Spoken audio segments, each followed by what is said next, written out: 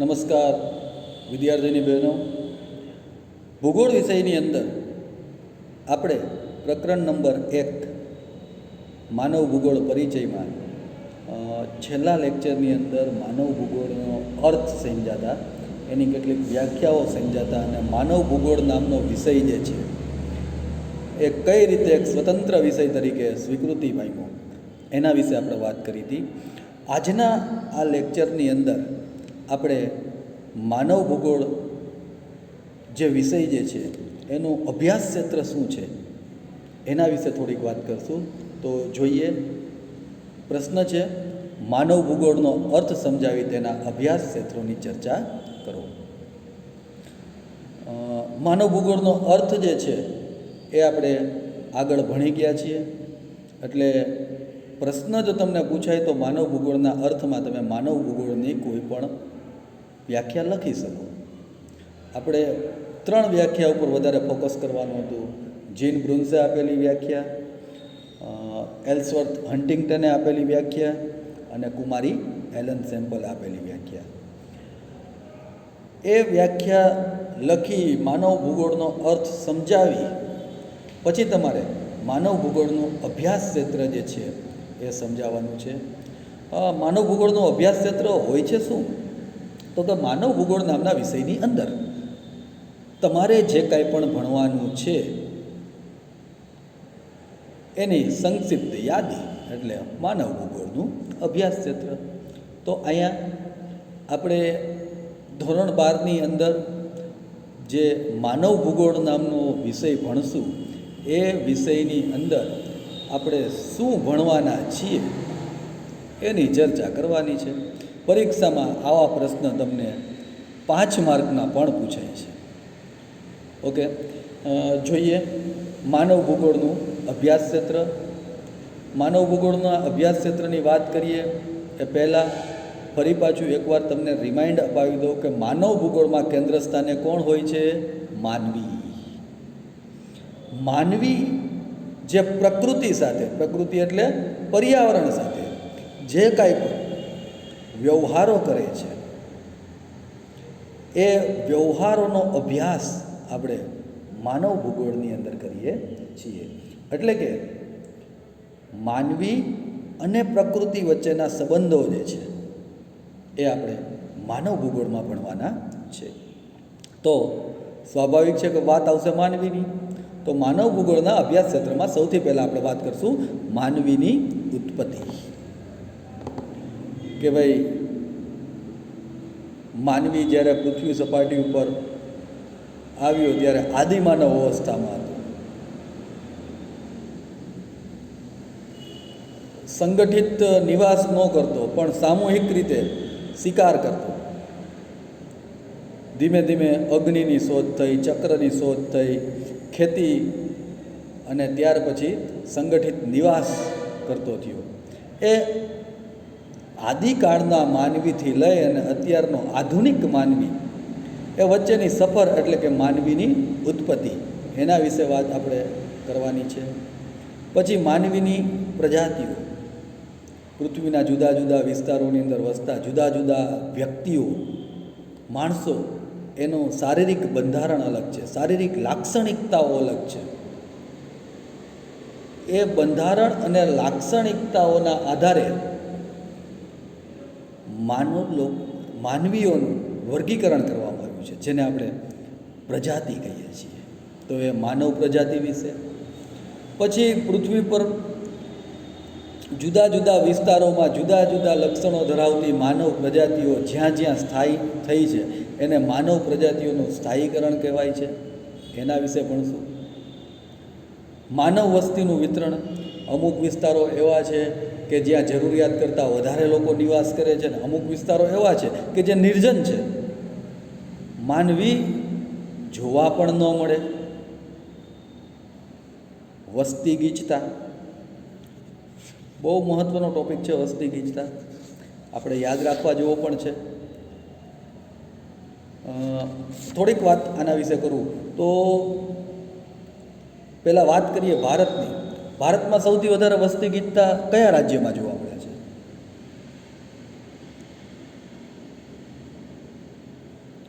ભારતમાં સૌથી વધુ વસ્તી ગીચતા ધરાવતું રાજ્ય કયું છે? તો 9માં અને 10માં પણ આવી ગયું છે દિલ્હી. દિલ્હીની વસ્તી ગીચતા છે 11,297 લોકો, એટલે કે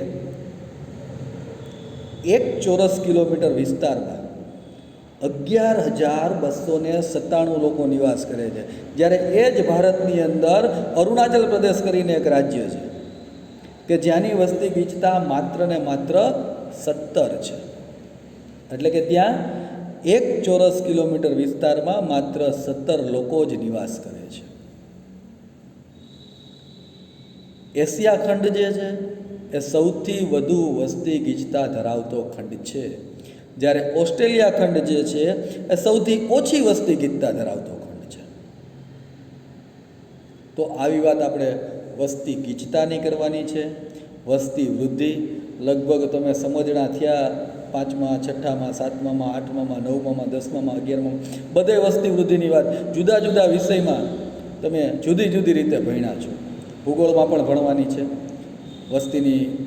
વસ્તી વૃદ્ધિ એ કેવા કેવા પ્રશ્ન લઈ આવે છે. ભારત અને ચીન જેવા દેશોમાં જ્યાં વસ્તી વધારો એ ખરેખર ગંભીર સમસ્યા બની છે, અને વિશ્વના અમુક દેશો એવા પણ છે કે જે વસ્તી વધારાને પ્રોત્સાહન આપે છે, કારણ કે ત્યાં વસ્તી ઓછી છે, જેને કારણે કામ કરનારા લોકો મળતા નથી.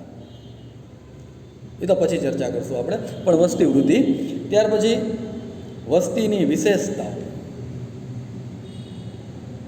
કે ભાઈ કયા પ્રકારના લોકો કેવા પ્રકારનું જીવન જીવે છે, એનો પહેરવેશ કેવો છે, કયો ધર્મ પાળે છે, એની રહેણી કરણી કેવી છે, શું ખાય છે,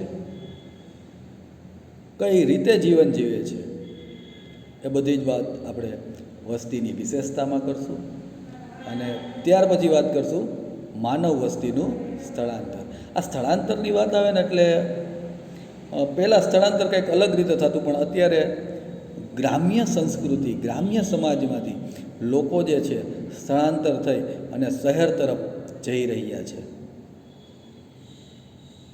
એ અત્યારના સમયની અંદર અભ્યાસનો વિષય છે. તો આ બધી જ વાત આપણે માનવ ભૂગોળના અભ્યાસ ક્ષેત્રમાં કરશું. ત્યાર પછી માનવીની પ્રવૃત્તિઓ.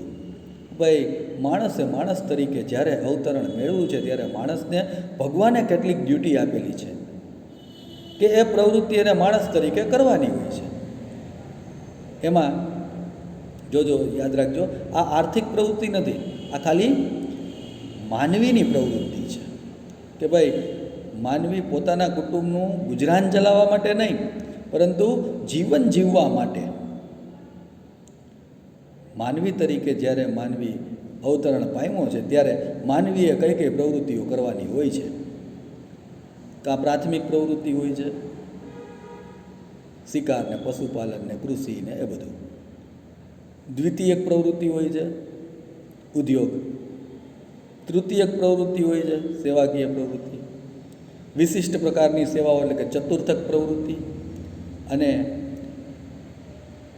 જે સૌથી ઉચ્ચ કક્ષાની સેવાઓ જે છે એને આપણે પંચમ પ્રવૃત્તિ તરીકે ઓળખીએ છીએ. એના વિશે આપણે વાત કરવાની છે. ત્યાર પછી ભૂમિ સ્વરૂપો, કે માનવી જેના ઉપર નિવાસ કરે છે તે ભૂમિ ક્યાંક પર્વતીય વિસ્તાર છે, ક્યાંક ઉચ્ચ પ્રદેશ છે, ક્યાંક મેદાન છે, ક્યાંક ખીણ છે, ક્યાંક સમુદ્ર છે. એના વિશે આપણે જ્યાં નિવાસ કરીએ છીએ એનું વાતાવરણ કેવું છે, જુદા જુદા વિશ્વના લોકો જુદા જુદા પ્રકારની વાતાવરણીય સ્થિતિમાં રહે છે એના વિશે. જમીન, એ જમીન પર વિકાસ પામતી વનસ્પતિઓ, જલાવરણ એટલે કે પાણીનું આવરણ, જુદા જુદા વિસ્તારોમાંથી પ્રાપ્ત થતા જુદા જુદા પ્રકારના ખનિજો વગેરે સાથે માનવી કઈ રીતે જોડાયેલો છે, એટલે કે વગેરે સાથે માનવીનો સંબંધ, અને માનવીએ પોતાને જે પરિસ્થિતિ મળેલી છે, જે કુદરતી સંજોગો કે જે કુદરતી પરિસ્થિતિમાં માનવી રહે છે એની સાથે માનવીએ કઈ રીતે તાદાત્મ્યતા કેળવી છે, એટલે કે માનવીએ કુદરત સાથે કઈ રીતે સમાયોજન સાધ્યું છે એની વાત આપણે કરવાના છીએ. ત્યાર પછી માનવ વસાહતો મુખ્યત્વે બે વિભાગની અંદર વિભાજિત થઈ છે. એક ગ્રામીણ વસાહત પ્રણાલી અને બીજું શહેરી વસાહત પ્રણાલી. ગ્રામીણ વસાહત પ્રણાલીના પણ કેટલા બધા પ્રકાર છે. શહેરી વસાહત પ્રણાલી અને હવે વસાહતોની સમસ્યા એટલે કે ગ્રામ્ય વિસ્તારમાંથી લોકો જ્યારે શહેરી વિસ્તારમાં જઈ અને ત્યાં વસાહત બાંધી અને રહેવાનું રહેઠાણ જે છે એ શરૂ કર્યા છે, ત્યારે વસાહતોને લગતી કેટલીક સમસ્યાઓ સર્જાણી છે, એના વિશે વાત કરશું. હવે માનવીની કેટલીક આર્થિક પ્રવૃત્તિઓની વાત કરીએ. જો આની પહેલાં આપણે વાત કરી હતી માનવીની પ્રવૃત્તિ, ત્યારે મેં એક શબ્દ કીધો હતો કે માનવી પોતાનું ગુજરાન ચલાવવા માટે મનુષ્ય તરીકે જ્યારે અવતરણ પામ્યો છે ત્યારે જે પ્રવૃત્તિ માનવીને કરવી પડે. કારણ કે આપણો જ્યારે જન્મ થાય છે એ પછી આપણું અસ્તિત્વ એટલે કે આપણે સર્વાઈવ કરવા માટે રોટી કપડાં અને મકાનની જરૂર પડે, અને રોટી કપડાં અને મકાન મેળવવા માટે પ્રવૃત્તિ કરવી પડે. એ પ્રવૃત્તિઓને પ્રાથમિક કક્ષામાં મૂકી શકાય, દ્વિતીય કક્ષામાં મૂકી શકાય, તૃતીયક છે, ચતુર્થક છે, પંચમ છે. પણ એમાંની કેટલીક પ્રવૃત્તિઓ જે છે જે મનુષ્ય વર્ષોથી કરતો આવ્યો છે, હજી પણ કરે છે અને પોતાનું ને પોતાના કુટુંબનું ગુજરાન એના દ્વારા ચલાવે છે. એવી પ્રવૃત્તિને આપણે મુખ્ય આર્થિક પ્રવૃત્તિ કહેશું. આર્થિક તો બધી પ્રવૃત્તિ છે જ, પણ આ મુખ્ય આર્થિક પ્રવૃત્તિ કહેશું, જેમાં આવશે શિકાર. પહેલાં એક સમય એવો હતો કે 80% ભૂમિ વિસ્તારોમાં શિકાર પ્રવૃત્તિ કરવામાં આવતી, અને હવે સમગ્ર પૃથ્વીના 5% વિસ્તારમાં પણ શિકાર પ્રવૃત્તિ નથી થતી. પશુ પેદાશો મેળવી, પશુનું પાલન કરી અને જુદા જુદા પ્રકારની પશુ પેદાશો મેળવી અને વેચી અને આવક મેળવવી. કૃષિ, ઉદ્યોગ, પરિવહન, માણસનું અને ચીજ વસ્તુને એક સ્થળેથી બીજા સ્થળે પરિવહન, દૂરસંચાર, સંદેશા વ્યવહારનું માધ્યમ અને વ્યાપાર, આ બધી જ માનવીની મુખ્ય આર્થિક પ્રવૃત્તિ છે. એના વિશે આપણે વિગતવાર માનવ ભૂગોળના અભ્યાસ ક્ષેત્રમાં ભણશું. પછી મનુષ્ય એક સામાજિક પ્રાણી છે. સમાજમાં રહે તો સ્વાભાવિક છે સંગઠિત થઈને જ રહે. તો મનુષ્ય જ્યારે સંગઠિત થઈને રહે છે ત્યારે કેટલાક સંગઠનો બને છે. આ સંગઠનોને આપણે સામાજિક અથવા તો સાંસ્કૃતિક સંગઠનો તરીકે ઓળખીએ છીએ. એની ચર્ચા આપણે કરવાના છીએ. ત્યાર પછી માનવીની સાંસ્કૃતિક પ્રવૃત્તિઓ.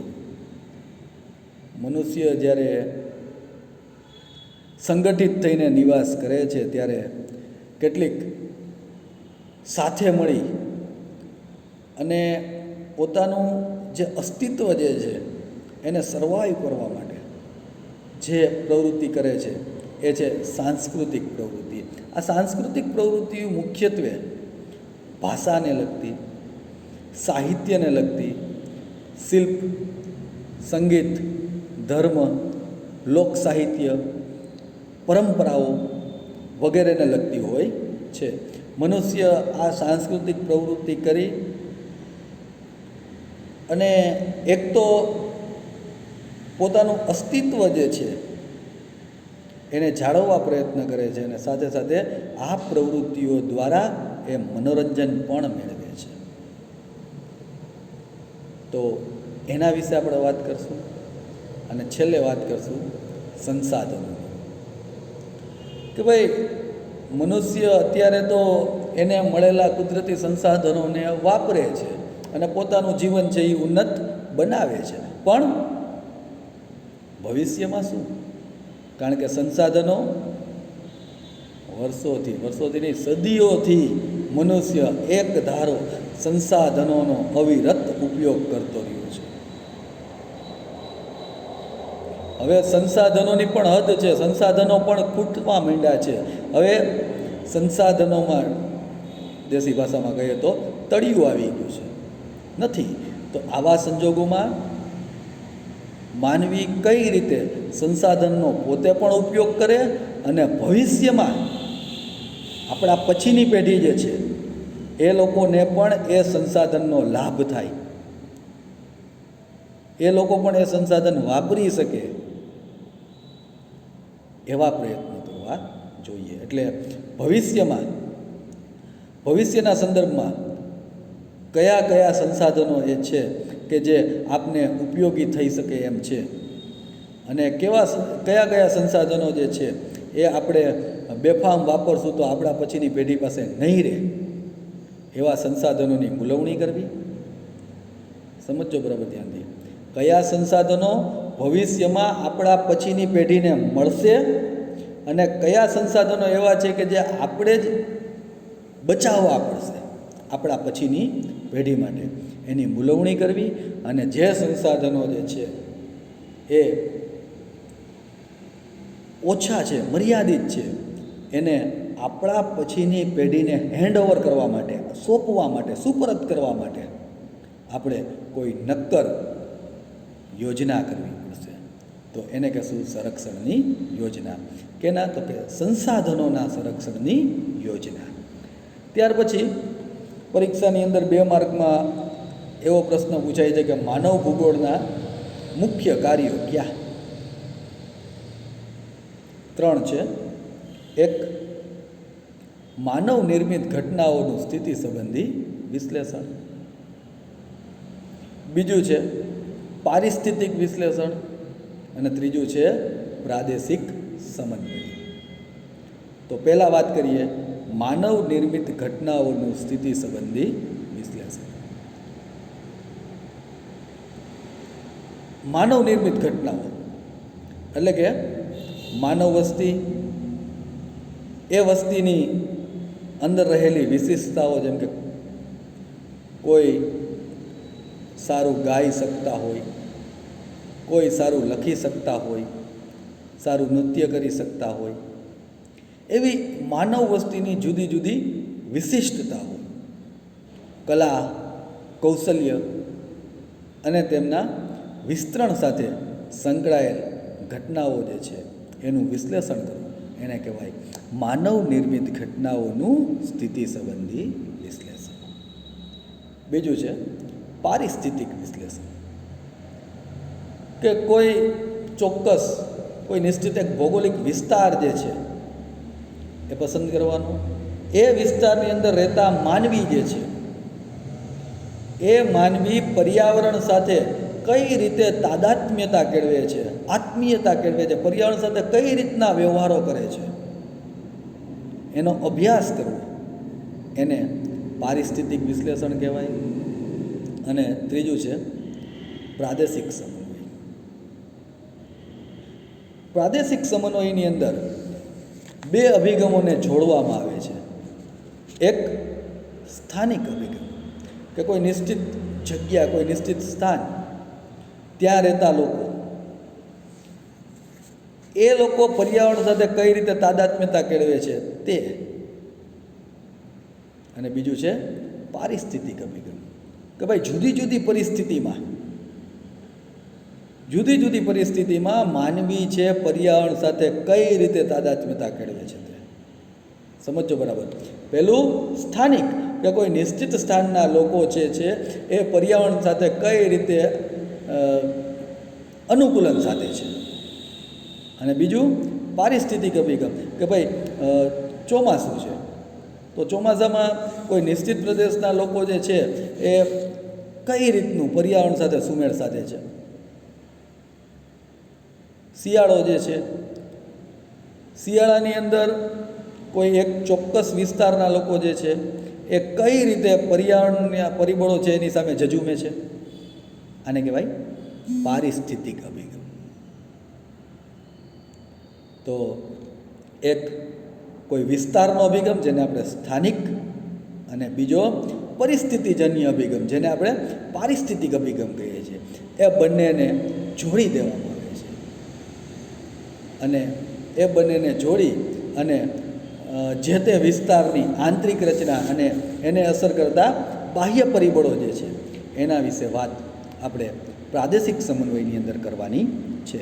તો આમ માનવ ભૂગોળના આ મુખ્ય કાર્ય છે. વિદ્યાર્થીની બહેનો, આજનો લેક્ચર અહીં પૂર્ણ થાય છે. ખાસ તો આ લેક્ચરની અંદર જે મેન વસ્તુ જે છે એ છે માનવ ભૂગોળનું અભ્યાસ ક્ષેત્ર. એ જ તમારું હોમવર્ક છે. પ્રશ્ન આખો લખવાનો છે. માનવ ભૂગોળનો અર્થ સમજાવી તેના અભ્યાસ ક્ષેત્રની ચર્ચા કરો. આ પ્રશ્ન તમારે ફેર નોટની અંદર લખવાનો છે અને આચાર્યશ્રી દ્વારા ટાઈમ ટેબલ પણ મૂકવામાં આવ્યું છે. તમારે લખી અને એ જે પ્રશ્ન જે છે એ વોટ્સઅપ ઉપર એનો ફોટો પાડીને મૂકવાનો છે. સાથે સાથે એક રિક્વેસ્ટ એ પણ છે કે આપ જે વિડીયો લેક્ચર જોવો છો એ વિડીયો લેક્ચરની અંદર આપને હજી કઈ કઈ બાબતો જે છે એમાં સુધારો થઈ શકે એ માટે આપને આપના અભિપ્રાય આપવાની પણ છૂટ છે. યુટ્યુબની અંદર કોમેન્ટ બોક્સ હોય છે અથવા તો વોટ્સઅપની અંદર આપ જે કાંઈ પણ સુધારો કરવાની આવશ્યકતા હોય એ આપ જણાવી શકો છો. અંતે ફરી પાછી વાત એ જ છે કે તમારો અને મારો બંનેનો ઉદ્દેશ એક જ છે કે વધુને વધુ સારી તૈયારી કરી અને સારામાં સારા માર્ક જે છે એ આપણે મેળવવા. તો એના માટે આપણાથી જે કાંઈ પણ થઈ શકે એવા પ્રયત્ન આપણે કરવાના છે. તો આજ રોજ આપણો આ લેક્ચર આપણે વિધિવત રીતે પૂર્ણ જાહેર કરીએ છીએ. અસ્તુ. જય હિન્દ.